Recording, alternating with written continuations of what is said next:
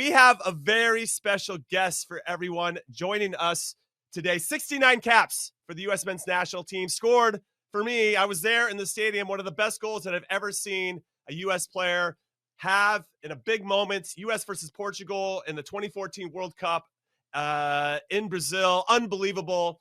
And we should have won that game, but that's a conversation for another time. This guy's an absolute beast. One of the best midfielders we've ever had. Jermaine Jones is joining the show. Let's give it up to Jermaine. Great to see you as always, JJ. So first question, what have you been up to? How you doing? I'm doing good. First of all, thank you for having me back. I think it's the second time, right? That's right. That's right. Show. Yeah, so no, it's a pleasure always to talk with you guys. All right. And so yeah, give us an update. Where are you right now, and what are you getting into these days? Yeah. Man, I just got really quiet, I just pulled back. That's not possible. So no, but I moved back to Germany, in outside of Frankfurt, I'm raising my two boys, and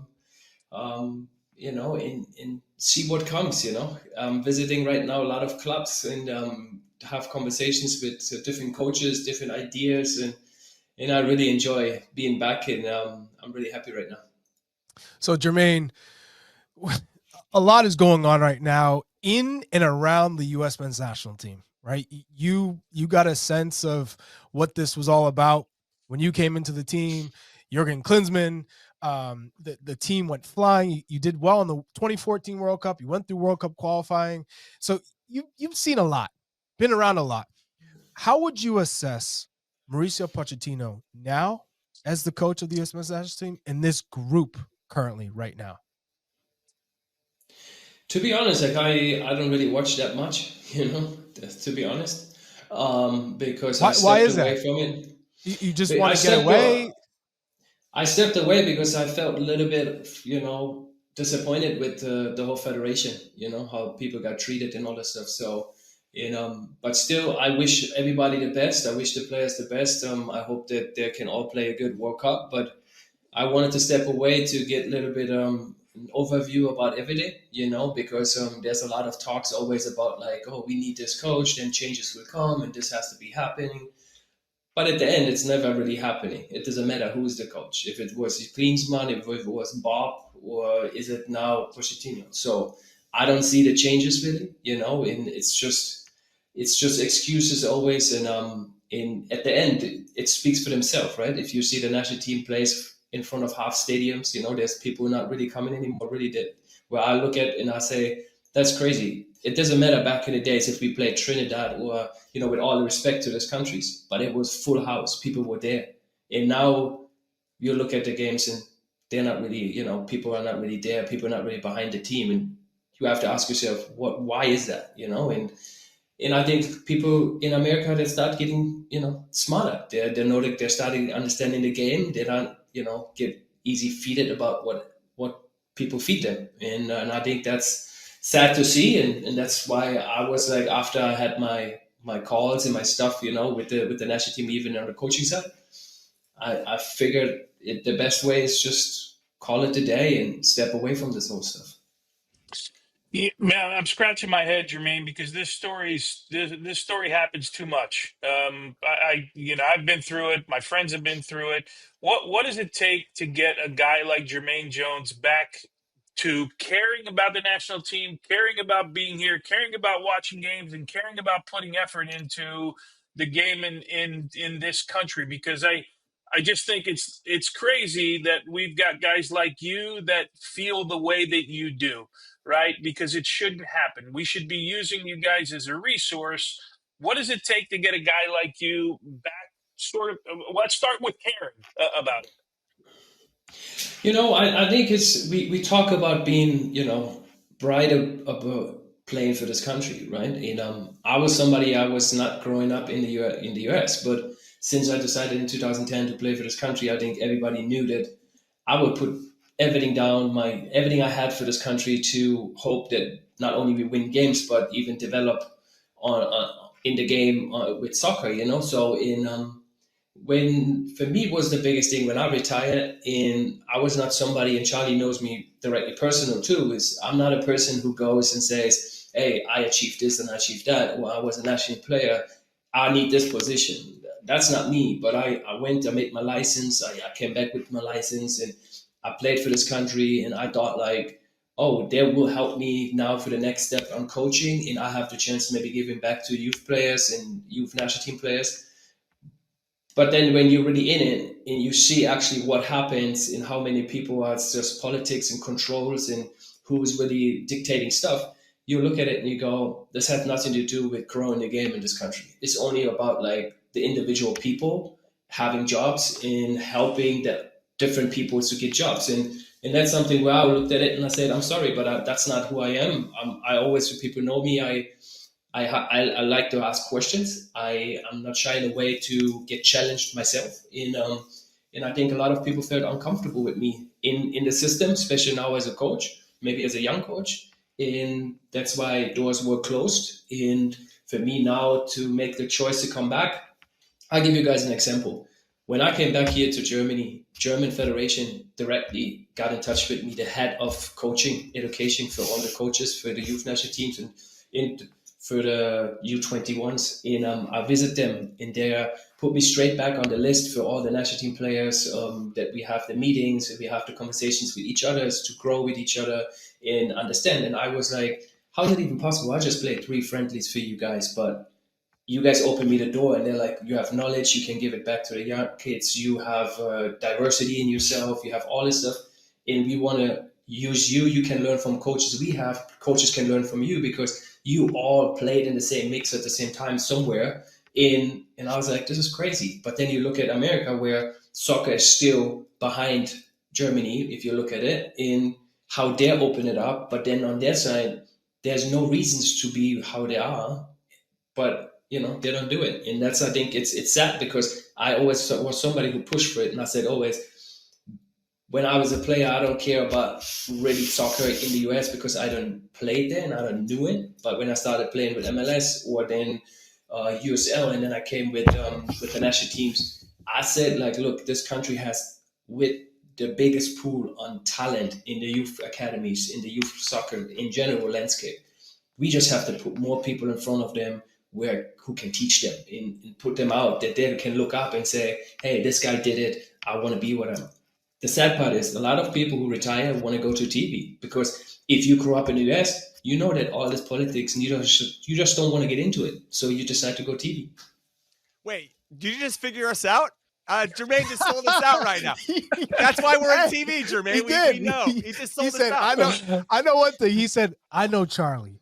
He does not like bureaucracies and all this politics and TV. He's going to TV. I know it.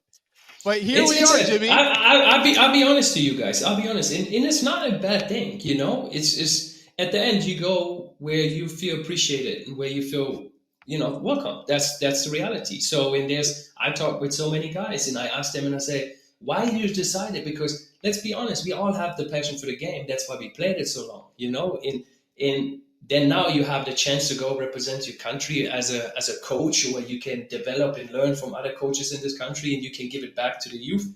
Come on, like there's nothing better. But if you know that there's so many politics and there's so much going on, you're thinking like, you know what? I'm not even deal with this, because this will never change. This will be always the same. Let me go and do TV, and I'm still in the game. I'm still around, and nobody's there to tell me, hey, you cannot do this, you cannot do that. So I cannot be like mad about the people who made this choice. So and we appreciate that. Thanks for circling, putting a button on that part of it to validate our existence here, Jermaine. But I agree with you 100%. And the things that I've heard trying to go through this journey as well on the coaching side or the giving back side is that the people up at the top, they say they want feedback, but I'm not necessarily sure if they want the feedback that we want to provide, which is ultimately going to highlight some of the things that need to be changed. And that runs into some of the issues that you were discussing. And we can have a big conversation on this. But I do want to talk about kind of your dual national experience. But when you see some German Americans now, given that you're there now and had your experience in the Bundesliga, Malik Tillman coming to play for Bayer Leverkusen, there's some other younger players that could potentially play. Noah Kai Banks, a young center back that maybe could come and play for us. Where are you on kind of the dual national experience and how fruitful that could be for the national team? I think it can help, at the end it's just like, I always a person that I have, and I think I was reading it that Pochettino said it too, like we just not have to go out there and try to convince people to play for us. So at the end is it really like, if somebody has, feels like I give an example with me. It's like I started already early 2007. I was interested to see if I be able to play for the US, because I had an American dad. I grew up just with a mom, but I knew there's something missing on my side. I grew up in Germany. I knew everything German, but clearly I look at the things and I'm light skinned. I knew I had a black dad and he's from America. And I wanted to find out what's about this root, and when I watched games and I saw them people playing, US was still growing in the game, especially on the national team side, well, in the league side. But in 2007, 8, I remember, no, 2006, I had the chance to go almost for the World Cup with Germany. But then I broke my leg, and then I was out. And after that, I called my agent and I said, what's actually with the US side? But then he told me you cannot change because there was a rule in place. If you played youth national team in big tournaments, you will not be able to go and switch. So I stayed, but then every time I was asking, and then I remember in 2009-10, Michael played in Gladbach, where it was straight close from us, and I saw him a couple of times. We started talking, and then in 2010 they changed the rule in the Bahamas, and my agent called me and said, hey, there's a chance to move, and I said, you know what, I want to go, I want to play for this country. But it's not just like because a lot of people were saying like, oh, he's doing it because he had no chance for Germany. It's like you can see it both sides. For me, was it then I wanted to find my opposite side, right? And that's why I was so committed to everything Charlie knows, everything you see me now speak or when I write with stuff. It's not, never learned it from the school. I learned it through the boys sitting on the table, listen when they talk. Charlie knows in the beginning, I was like always quiet, or when you look at some of the old interviews, I even laugh myself because I'm like, what the heck I was saying. But the community, the people, the country at the time gave me a feeling of like I'm part of it, and I felt home. I felt with the boys. It was amazing every time to go to camp, and that's what I will address to other kids. Who'll be like, look, if you just want to play for the country just because you want to play a World Cup or something, then it's maybe unfair to go and play for that, because there's other kids there live it, they love it, that's just their home, they grew up there. So, but if you see it the same way that you go there and say, yeah, I can adapt to it, and I want to do everything for this country to help develop and grow, man, then take it, because if people play in Europe, I will not say this against MLS, but if you have the guys, like Christian is adapting when he goes to Germany, he's adapting when he's going to Italy, he learns the languages, he's doing everything. In the same ways, like I see it when guys come from here and say, oh, I'm half American, I'm half German or half Sweden. Yeah, then go there, but try to adapt to it. Try to learn the language, try to see the culture, try to understand what's about to play for America. So I want to dig back into this can of worms in terms of opportunities as a professional coach, because you have your UEFA Pro license. So you did the B, the A, you have the Pro. Jimmy and I, we're actually doing the same courses that you did on your path to getting a Pro. We're the UEFA B license. So you said earlier in this conversation that it didn't matter who the coach was. It could be Jurgen, Bob, Bruce, even if you got Jurgen Klopp, that they would still have issues. So Mauricio Pochettino is having a difficult time with this group, and it could be because this is his first time coaching internationally. It could be the first time where maybe the group as a whole doesn't have the quality that his PSG and Tottenham sides did. Why do you think that these coaches are having trouble, having issues with this group, and how do you foresee U.S. soccer as a federation helping the coaches or helping the situation so that a player like you, a former player like you, and your experience could come back in and really help? Because Tony has always been saying Pochettino should have more former U.S. players on his staff. At least one. He doesn't even have one, but one to say, hey, I've done it. I can help. I can be somebody that you can rely on because of my experiences. Yeah, I think it's just it's choices of bringing always people in from the outside and hoping that he's the magic guy who can change everything. But even coaches, right? What I said before with players, even coaches, it's even tougher to understand the culture, right? To understand like what's about it, like the people. Coaching an American player is different than coaching a player who maybe been his whole life in Europe, right? So in that's it's something like remember when Klinsmann said back in the days, if I scream at Clint would go always like, man, that's not me, bro, that's not me, like like how he was, but because he took it different, because that's a different mentality how he grew up, right? And then you with me, man, you can maybe be a bit more loud in like that's the style how we grew up here in Europe, in Germany. So, and I think with Pochettino right now is they throw him in there and say, good luck, you have no quali games, figure this out, bring everybody together, and we want to see an amazing World Cup coming up in 26 because America, we want to have a big event, we want to make the best party. So I think if you look at the pool right now, I think this is some of the best talents we have in the whole group if you compare them to other teams. The only issue is, I think, is to what I always say that is when I looked at them, I said it's easier now as an American player to play in Europe than it was back in the days. Because now it has to do with marketing, it has to do with all the stuff, the club's thinking about all the stuff. Where back in the days when you were an American player and you had to go to Europe, people would be like, he's American, man. They play football, they play basketball. So you had to prove it way more than it did happen now. So, So is the quality better too, or would you say the quality? It's not so much a difference in quality; it's just the perception. I think the quality of the players, if you look at it, have a lot of talent, but it's easier for them to do what they have to do, right? Whereas back in the days, the guys had maybe not less talent, but what they achieved with the stems on like Americans and like, their soccer come from a country where there's no soccer and everything. It was tougher for them to stay in Europe, stay there, compete, because you had to compete way harder because you had always the stamp of Americans, they're not good in soccer. So that's what I say, like all the older guys had to fight way more than the guys now. Now, if you have Christian or you have an American player, or companies, I say, clubs, they look at it and go, we want to get the American market. Having an American player helps.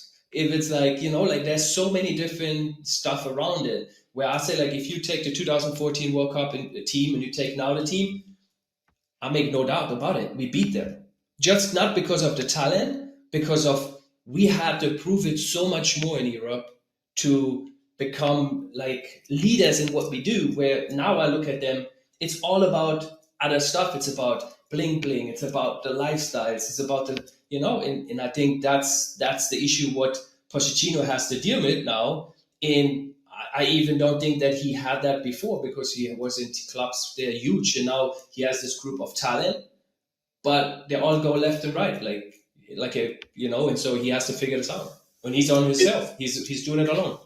Look at you getting to the end of the video. All right, very proud of you. Now, if you want more average to good content, this is your channel. Go look at other videos, playlists. We have it all figured out. For more of the good stuff, then you got to make sure you hit like on this video, hit subscribe so you don't miss anything, and then turn on your notifications so you know when we're going live or if anything drops right when it comes out.